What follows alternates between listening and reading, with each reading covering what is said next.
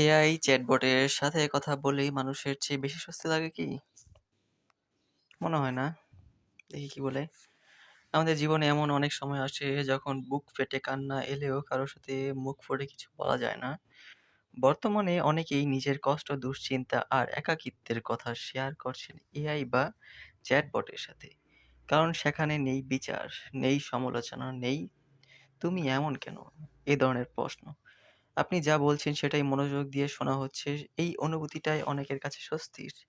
কিন্তু প্রশ্ন হলো এই স্বস্তি কি সত্যিকারের সমাধান? মানুষের সাথে সম্পর্কের মধ্যে যেমন ভুল বোঝাবুঝি আছে তেমনি গভীর সংযোগ ও সহানুভূতি আর স্পর্শের উষ্ণতা।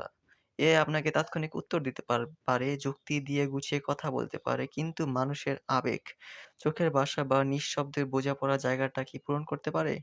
অনেক সময় আমরা কষ্ট পাই কারণ আমাদের কথা কেউ শুনছে না, গুরুত্ব দিচ্ছে না। আমরা এমন এক জায়গা খুঁজি যেখানে নির্ভয়ে কথা বলা যায়।